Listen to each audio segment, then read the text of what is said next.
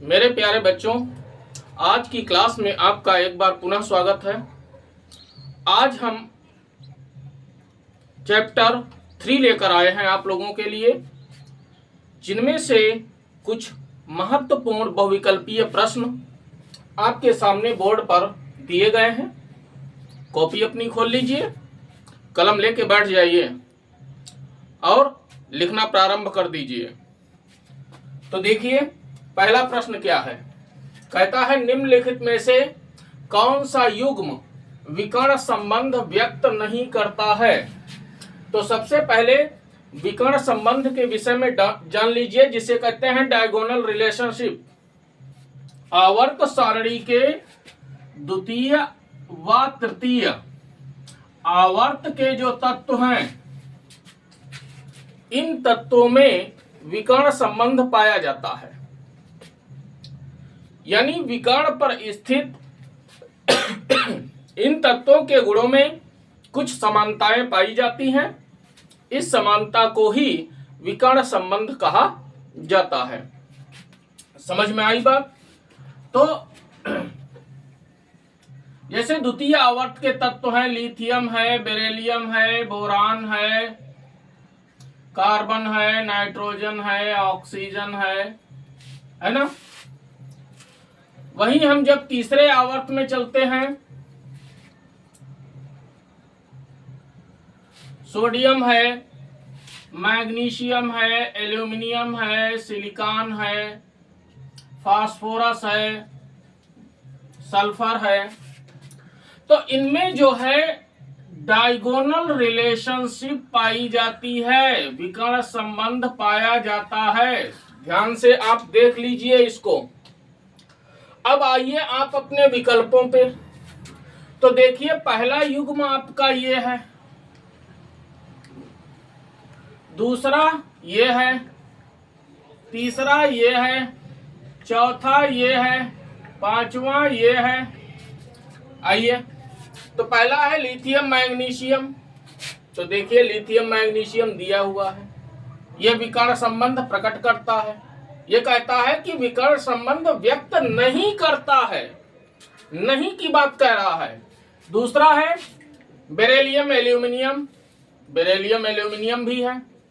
तीसरा magnesium aluminium कहाँ है भैया? मैग्नीशियम एल्यूमिनियम तो दोनों एक ही आवर्त में बैठे हुए हैं। इसका मतलब इनके बीच विकर्ण संबंध नहीं पाया जाता है। तो आपका ये वाला जो विकल्प है ये सही है। आइए, हमारे इंग्लिश मीडियम वाले जो बच्चे हैं उनके लिए, which of the following pairs does not express A diagonal relationship. तो कौन सा होगा? विकल्प सी सही होगा, मैग्नीशियम एंड एल्यूमिनियम।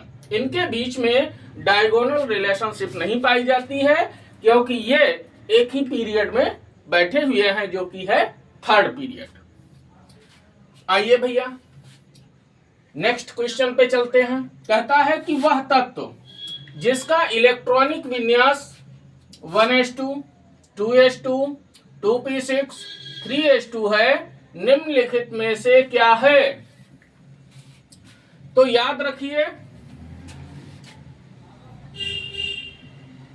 1s1 को छोड़कर, इसको छोड़ दीजिए, बाकी शेष s1 वाले, s2 वाले, s2p1 वाले, s2p2 वाले।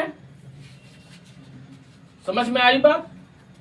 अब s2p2 पे अगर हम चले तो इसमें आप कार्बन को छोड़ दीजिए, इससे पहले ही रहो, चलो वहां तक ना जाओ इतनी दूर।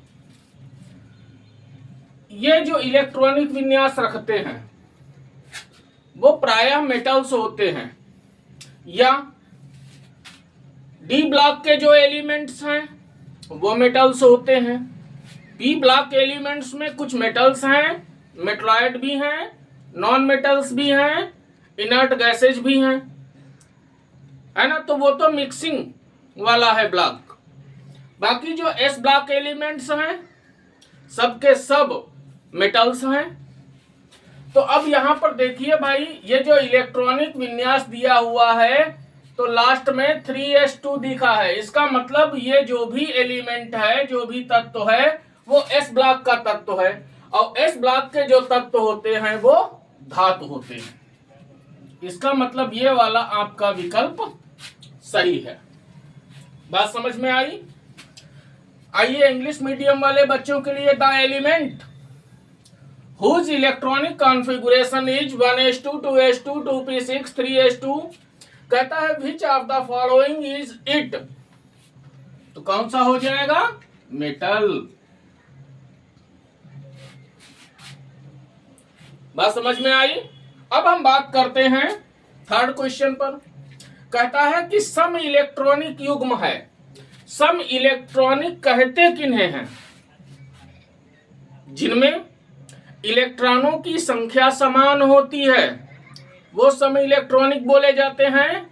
आइसो इलेक्ट्रॉनिक इंग्लिश में कहते हैं। तो देखिए भैया, पहला विकल्प आपका है लिथियम आयन, लिथियम आयन है एंड बेरिलियम है। ठीक है, तो इसका जो है एटॉमिक नंबर है 3, इसका मतलब इसमें इलेक्ट्रॉन है 3। अगर ये आयन स्टेट में ना होता तब इसका एटॉमिक नंबर है 4, यानी इसमें इलेक्ट्रॉन है 4।